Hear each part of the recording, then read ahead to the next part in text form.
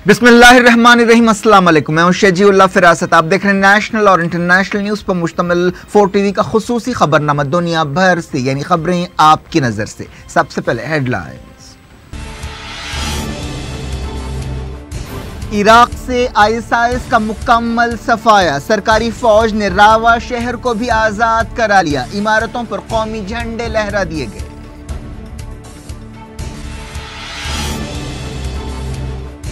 शाह सलमान अगले हफ्ते शुरा काउंसिल से खिताब करेंगे। बेटे की बादशाहत का ऐलान कर सकते हैं।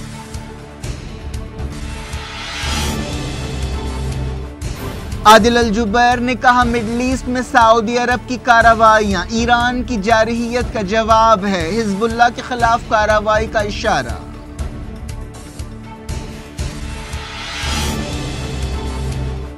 ईरान ने आदिल अल जुबैर के इल्जामात रद्द कर दिए। कहा, सऊदी अरब ने कुछ अच्छा नहीं किया, मुस्लिम मुल्कों में दुश्मनी के बीज बोए।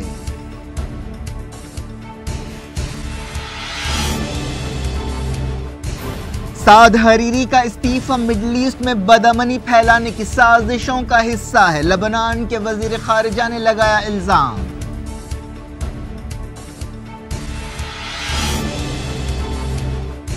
यूएन चीफ ने यमन जंग को बेवकूफी करार दिया। कहा, सऊदी इत्तेहाद फौरी नाकाबंदी हटाए।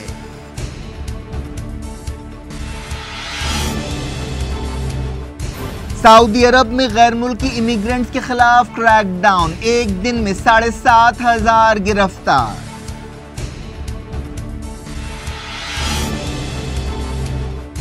लश्कर में शामिल होने वाला कश्मीरी नौजवान मां का जज्बाती वीडियो देखकर घर लौट आया।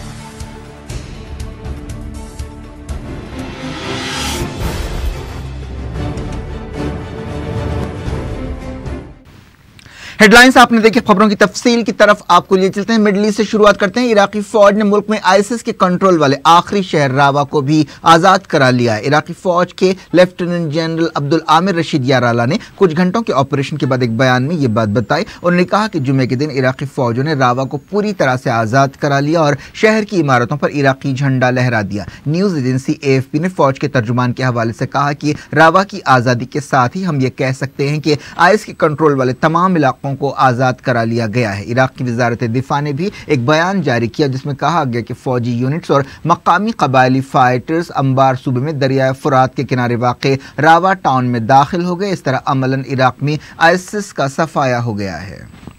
आईएसआईएस ने 2014 में इराक और सीरिया के बड़े इलाकों पर कब्जा करते हुए खिलाफत का ऐलान किया था। पिछले कुछ महीनों में इराकी फौजों ने वॉलंटियर फोर्सेस की मदद से एक के बाद एक कई शहरों को आईएस से आज़ाद कराया, जिनमें मुल्क का दूसरा बड़ा शहर मौसल भी शामिल है। हाल ही में इराकी फौजों ने रावा के करीब निस्बतन बड़े शहर कायम पर भी कब्जा कर लिया था। रावा टाउन सीरिया सरहद के करीब है। इराकी फौजें अब उन रास्तों पर नजर रखे हुए हैं जहां से मिलिटेंट्स फरार होने की कोशिश कर सकते हैं। रावा में इराकी फौजों की कामयाबी को आईएस के ताबूत में आखिरी कील समझा जा रहा है। एक दिन पहले अमेरिकी इत्तेहाद ने कहा था कि आईएस ने 2014 में कब्जा किए हुए इलाकों में से 95% को खो दिया है। अब बात करते हैं सऊदी अरब और ईरान कश्मकश की। सऊदी अरब के वजीर खारजा आदिल अल जुबैर ने कहा कि मिडल ईस्ट में सऊदी अरब की कार्रवाइयां ईरान की जारहियत का जवाब है। उन्होंने लेबनान की हिजबुल्लाह तहरीक के खिलाफ कार्रवाई का भी इशारा दिया। आदिल अल जुबैर ने न्यूज एजेंसी रॉयटर्स से बातचीत करते हुए कहा कि अब बहुत हो चुका, हम ईरानियों को मजीद जारहियत करने नहीं देंगे।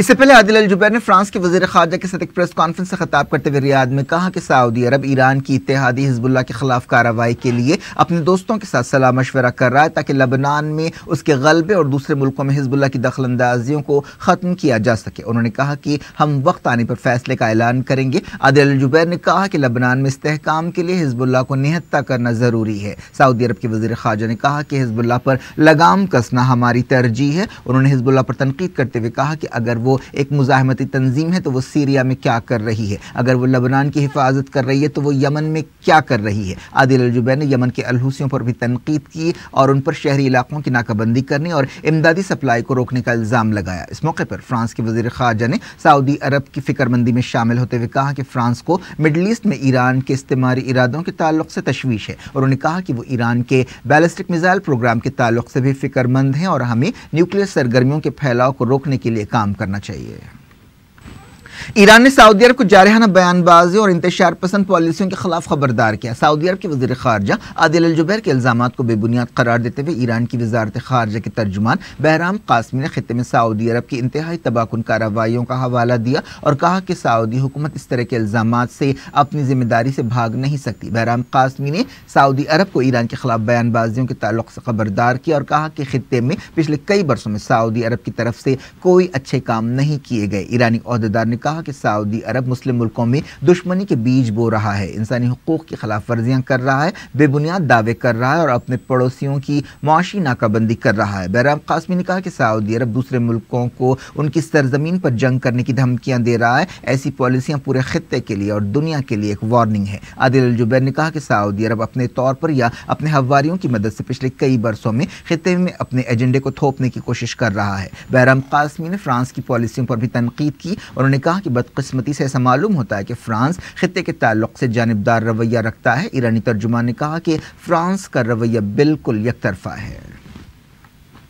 لبنان کے وزیر خارجہ جبران باسل نے کہا کہ وزیر اعظم سعد حریری کے استعفے سے پیدا بحران خطے میں بدامنی پھیلانے کی کوششوں کا حصہ ہے۔ ماسکو میں میڈیا سے بات چیت کرتے ہوئے جبران باسل نے کہا کہ لبنان کو اس بحران کا جواب دینے کا پورا اختیار ہے، لیکن انہوں نے کہا کہ وہ امید کرتے ہیں کہ اس کی کوئی ضرورت نہیں پڑے گی۔ لبنان کے صدر مشیل عون نے کہا تھا کہ سعد حریری کو سعودی عرب میں زبردستی روک کر رکھا گیا ہے۔ جبران باسل یورپی ملکوں کے دورے پر ہیں تاکہ سعد حریری کی واپسی کے لیے مہم چلائی جا سکے۔ انہوں نے وارننگ دی کہ لبنان کو کھیل کے میدان کے طور پر استعمال نہیں کرنا چاہیے۔ لبنان کے وزیر خارجہ نے جرمنی کے وزیر خارجہ سگمار گیبریل کے ساتھ برلن میں جمعرات کو ایک پریس کانفرنس سے خطاب کرتے ہوئے کہا کہ لبنان دوسروں کے ہاتھوں کا کھلونا نہیں ہے۔ انہوں نے لبنان میں خونریزی کے خطروں کے اندیشے ظاہر کرتے ہوئے کسی ملک کا نام نہیں لیا، لیکن لبنان کے بحران کے پیچھے کی مہم جوئی اور یمن میں انسانی سانحے کا حوالہ دیا۔ انہوں نے کہا کہ ہم امید کرتے ہیں کہ وزیر اعظم سعد حریری لبنان واپس آئیں گے۔ جبران باسل نے کہا کہ حریری کا معاملہ لبنان کی خود مختاری سے تعلق رکھتا ہے۔ انہوں نے عرب ملکوں سے کہا کہ وہ لبنان کے اندرونی معاملات میں دخل اندازی نہ کریں۔ لبنان کے وزیر خارجہ نے یہ بھی کہا کہ ان کے ملک میں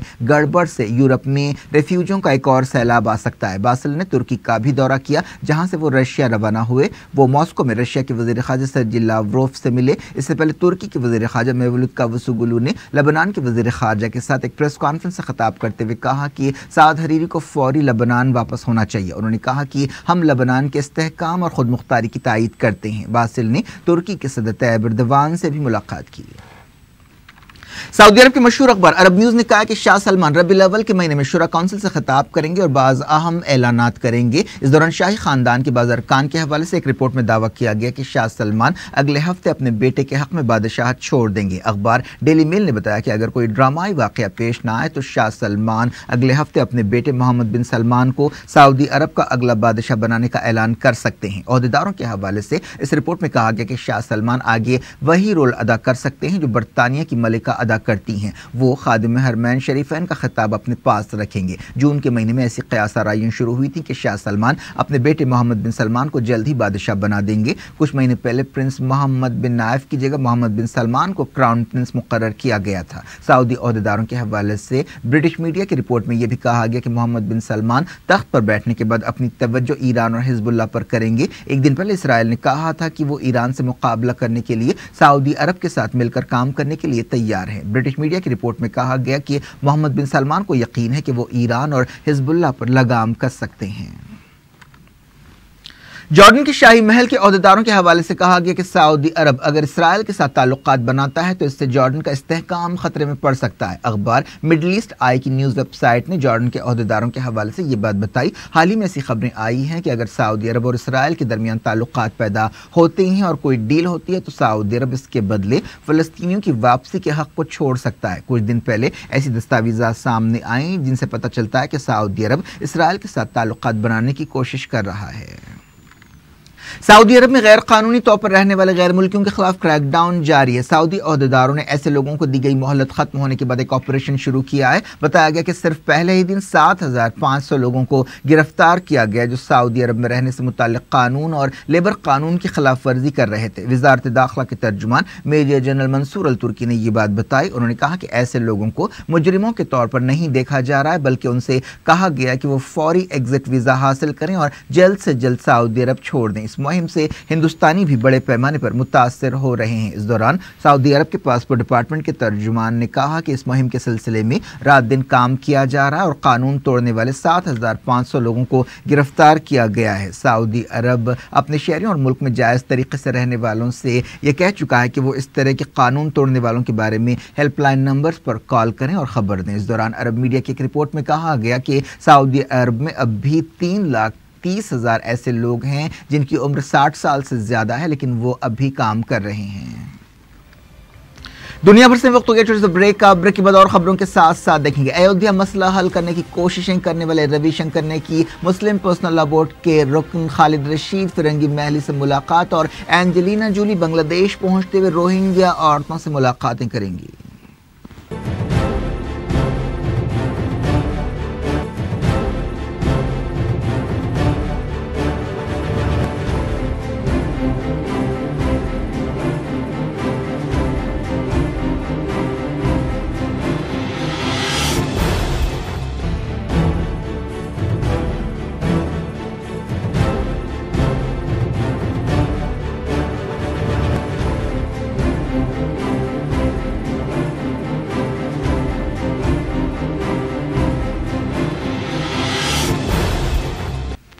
ویلکم بیک۔ آپ دیکھ رہے ہیں اپنا پسندیدہ خبرنامہ دنیا بھر سے، اور میں ہوں شجیع اللہ فراز۔ اس خبرنامے میں ہم آپ کے لاتے ہیں دنیا کے گوشے گوشے سے آپ ہی کی پسند اور دلچسپی کی خبریں۔ آگے بڑھنے سے پہلے ہیڈ لائنز ایک بار پھر۔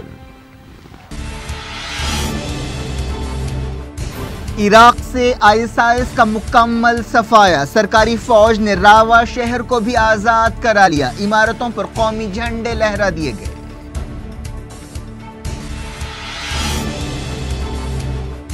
شاہ سلمان اگلے ہفتے شورا کونسل سے خطاب کریں گے، بیٹے کی بادشاہت کا اعلان کر سکتے ہیں۔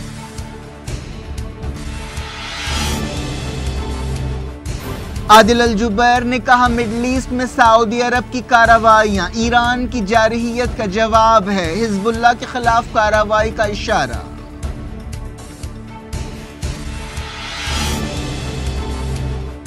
ایران نے عادل الجبیر کے الزامات رد کر دیے، کہا سعودی عرب نے کچھ اچھا نہیں کیا، مسلم ملکوں میں دشمنی کے بیج بوئے۔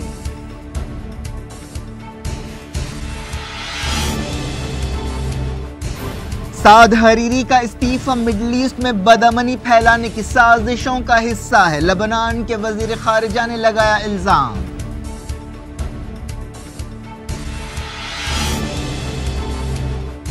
UN چیف نے یمن جنگ کو بے وقوفی قرار دیا، کہا سعودی اتحاد فوری ناکہ بندی ہٹائے۔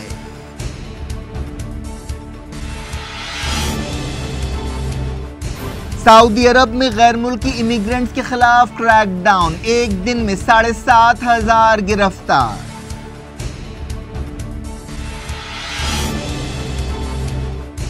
لشکر میں شامل ہونے والا کشمیری نوجوان ماں کا جذباتی ویڈیو دیکھ کر گھر لوٹ آیا۔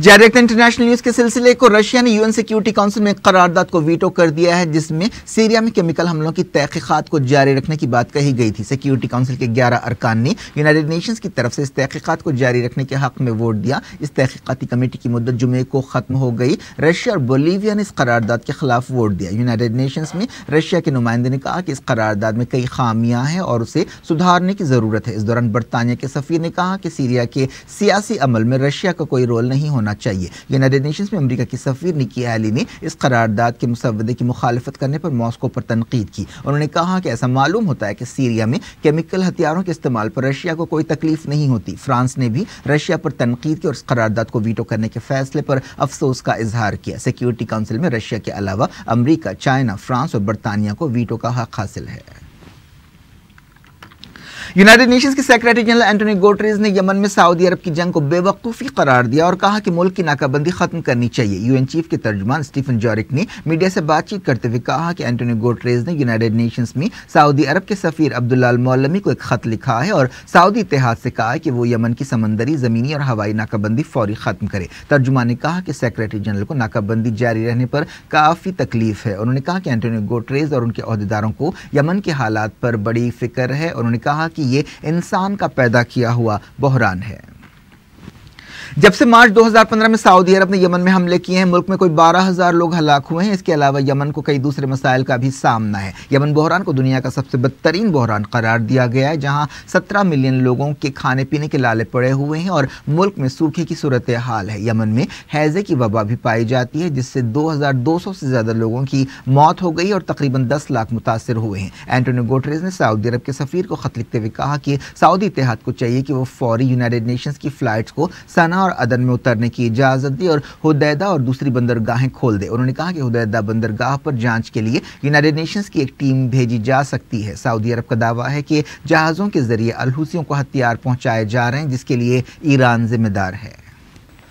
اسرائیلی فوج نے مغربی کنارے میں ایک فلسطینی نوجوان کو گولی مار کر بری طرح زخمی کر دیا۔ ایسا الزام لگایا گیا کہ اس فلسطینی نے 2 اسرائیلیوں کو کار سے ٹکر دے دی۔ اسرائیلی فوج نے ایک بیان میں تصدیق کی کہ 17 سالہ فلسطینی نوجوان کو بش زیون علاقے میں گولی ماری گئی۔ یہ بھی کہا گیا کہ اس فلسطینی کے پاس چاقو بھی ملا اور وہ اسرائیلی سپاہیوں پر حملہ کرنا چاہتا تھا۔ زخمی فلسطینی کی حالت نازک بتائی گئی ہے۔ امریکہ کے سابق صدر جارج ڈبلیو بش سینئر پر 7 عورتوں نے نامناسب طور پر چھونے کا الزام لگایا ہے۔ اگر ان کے خلاف کارروائی ہوتی ہے تو انہیں جرمانے اور جیل کی سزا ہو سکتی ہے۔ جارج بش سینئر کی عمر اب 93 سال ہے، جو ویل چیئر پر رہتے ہیں۔ یہ بات صاف نہیں ہے کہ کیا ان الزامات اور ان کے خلاف مقدمہ چلے گا۔ ایک اداکارہ جارڈا ڈائنا گرولنگ نے الزام لگایا کہ بش نے پچھلے سال ان کے ساتھ بدتمیزی کی۔ پچھلے سال ایسے بعض دوسرے واقعات بھی پیش آنے کی خبریں آئی تھیں۔ بعض عورتوں نے الزام لگایا کہ بش نے انہیں نامناسب طور پر چھوا ہے جب وہ ان کے ساتھ تصویریں لے رہی تھیں۔ سب سے پہلے اداکارہ ہیتر لینڈ نے جارج بش پر انسٹاگرام پر ایسا الزام لگایا۔ انہوں نے کہا کہ بش نے انہیں پیچھے سے چھوا اور انہیں ایک گندا جوک بولا جب وہ ایک ٹیلی ویژن سیریل کی تقریب کے سلسلے میں تصویریں لے رہی تھی۔ اس کے بعد اور 6 عورتوں نے بش سینئر کے خلاف ایسے الزامات لگائے۔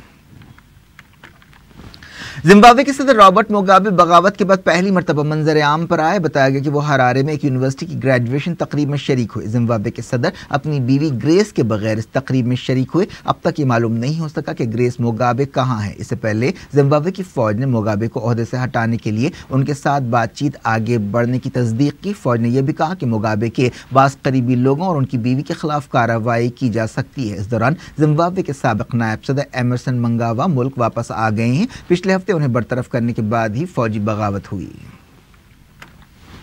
ہالی ووڈ ایکٹریس اینجلینا جولی نے میانمار کی راکھین ریاست میں روہنگیا عورتوں پر کیے جانے والے ظلم اور زیادتیوں اور جنسی تشدد کی مذمت کی ہے۔ یونائیٹڈ نیشنز کے ریفیوجیوں سے متعلق ادارے کی سفیر اینجلینا جولی نے کہا کہ وہ جلد ہی روہنگیا مسلم عورتوں سے ملنے کے لیے بنگلہ دیش کا دورہ کریں گی۔ ایسی خبریں آئی ہیں کہ روہنگیا مسلمانوں اور خاص طور پر ان کی عورتوں کے ساتھ بدترین سلوک کیا گیا اور کئی عورتوں اور لڑکیوں کا گینگ ریپ کیا گیا۔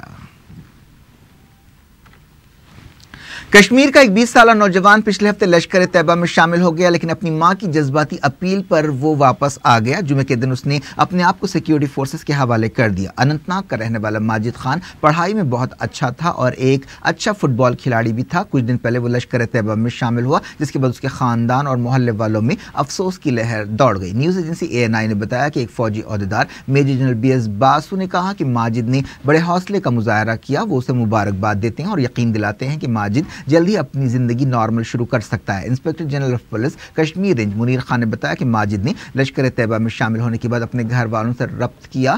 جمعرات کی رات اس نے اپنے آپ کو فوج کے حوالے کر دیا۔ جموں کشمیر کی چیف منسٹر محبوبہ مفتی نے کہا کہ ماں کی محبت ماجد کو دوبارہ گھر واپس لے آئی ہے۔ پتہ چلا ہے کہ ماجد کی ماں کا ایک جذباتی ویڈیو سامنے آیا، جس کے بعد اپنے گھر واپس ہونے کا اس نے فیصلہ کیا۔ ماجد کی ماں آسیہ بیگم کا یہ ویڈیو سوشل میڈیا پر کافی وائرل ہو گیا اور ہزاروں لوگوں نے 20 سالہ نوجوان سے کہا کہ وہ ملیٹنسی چھوڑ دے اور گھر واپس آ جائے۔ ماجد کی ماں نے روتے ہوئے کہا کہ میں اس کا انتظار کر رہی ہوں، میں چاہتی ہوں کہ وہ گھر واپس آ جائے، میں چاہتی ہوں کہ وہ پھر سے فٹ بال کھیلے۔ ایک رپورٹ میں کہا گیا کہ القاعدہ ہندوستان میں اپنے پیر پھیلانے کی کوشش کر رہی ہے۔ اس سلسلے میں القاعدہ نے 3 ہندوستانی زبانوں تامل، بنگالی اور ہندی میں آن لائن مواد جاری کرنا شروع کر دیا ہے۔ القاعدہ لیڈرز کی تقریروں کے ترجمے ان زبانوں میں کیے جا رہے ہیں اور انہیں انٹرنیٹ پر پوسٹ کیا جا رہا ہے۔ گجرات کے چیف منسٹر وجے روپانی اور ڈپٹی چیف منسٹر ان 70 امیدواروں میں شامل ہیں جن کے ناموں کا باقاعدہ اعلان کیا گیا۔ پارٹی نے ریاست میں 9 دسمبر کو ہونے والے پہلے مرحلے کے چناؤ کے لیے امیدواروں کی لسٹ جاری کی۔ ان امیدواروں میں کانگریس سے BJP میں شامل ہونے والے 5 باغی لیڈرز بھی شامل ہیں۔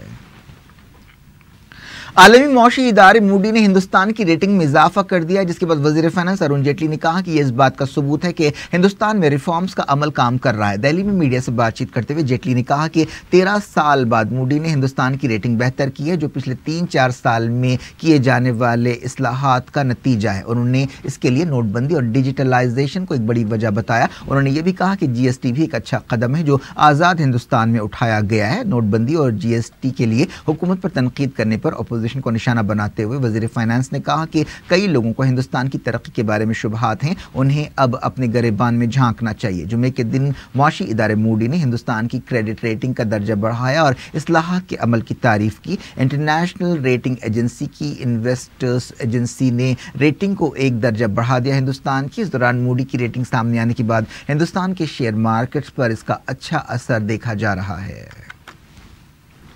ہندوستان اور فرانس نے دنیا سے کہا ہے کہ وہ دہشت گردی کی حوصلہ شکنی کرے اور ان لوگوں کو الگ تھلگ کر دے جو دہشت گردوں کو محفوظ ٹھکانے دے رہے ہیں۔ وزیر خارجہ سشما سوراج اور فرانس کے وزیر خارجہ کے درمیان دہلی میں ملاقات ہوئی، جس کے بعد دونوں وزیروں نے میڈیا سے بات چیت کی۔ اس موقع پر سشما سوراج نے کہا کہ حالیہ دنوں میں ہندوستان اور فرانس کے درمیان تعاون بڑھا ہے۔ سشما سوراج نے سیکیورٹی کونسل میں مستقل رکنیت کے لیے ہندوستان کی امیدواری کی تائید کرنے پر فرانس کا شکریہ ادا کیا۔ ایودھیا مسئلے کو حل کرنے کے لیے بات چیت کی کوششوں میں مصروف روی شنکر نے لکھنؤ میں مسلم پرسنل لا بورڈ کے رکن مولانا خالد رشید فرنگی محلی سے ملاقات کی۔ اس دوران مولانا خالد رشید فرنگی محلی نے کہا کہ روی شنکر سے ان کی ملاقات کا مسلم پرسنل لا بورڈ کے نقطہ نظر سے کوئی تعلق نہیں ہے اور انہوں نے اپنی شخصی حیثیت سے ان سے ملاقات کی۔ کرکٹ ہندوستان اور سری لنکا کے درمیان کولکتہ میں کھیلے جانے والے پہلے کرکٹ ٹیسٹ میچ کا دوسرا دن بھی بارش سے متاثر رہا۔ سری لنکا کے بولرز نے ہندوستانی بیٹسمینوں پر اپنا شکنجہ اور کسا، لیکن چھٹیشور پجارا ڈٹے رہے۔ وہ 47 پر ناٹ آؤٹ ہیں، جس وقت بارش کی وجہ سے کھیل روکا گیا۔ ہندوستان کا سکور 5 وکٹ پر 75 تھا۔ کیا کچھ ہو رہا ہے آپ کی دنیا میں؟ آخر میں ہیڈ لائنز دنیا بھر سے ایک بار پھر دیکھتے ہیں۔ عراق سے ISIS کا مکمل صفایا، سرکاری فوج نے راوا شہر کو بھی آزاد کرا لیا، عمارتوں پر قومی جھنڈے لہرا دیے گئے۔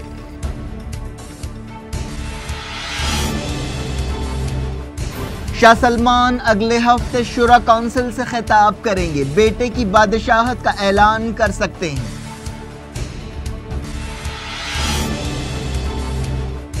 عادل الجبیر نے کہا مڈل ایسٹ میں سعودی عرب کی کارروائیاں ایران کی جارحیت کا جواب ہے، حزب اللہ کے خلاف کارروائی کا اشارہ۔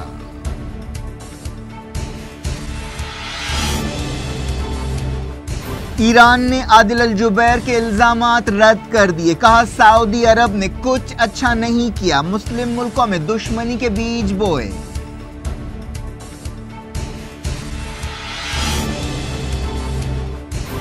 سعد حریری کا استعفی مڈل ایسٹ میں بدامنی پھیلانے کی سازشوں کا حصہ ہے، لبنان کے وزیر خارجہ نے لگایا الزام۔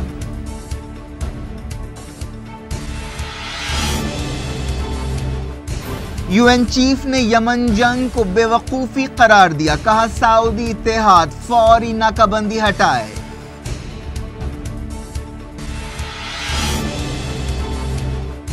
سعودی عرب میں غیر ملکی امیگرنٹس کے خلاف کریک ڈاؤن، ایک دن میں 7,500 گرفتار۔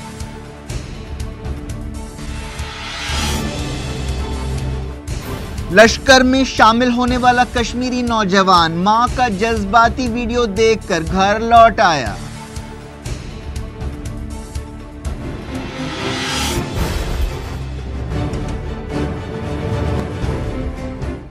یہ تھی آج کی خبریں۔ شجیع اللہ فراست کو دیں اجازت اور اپنا بے حد خیال رکھیں۔ اللہ حافظ۔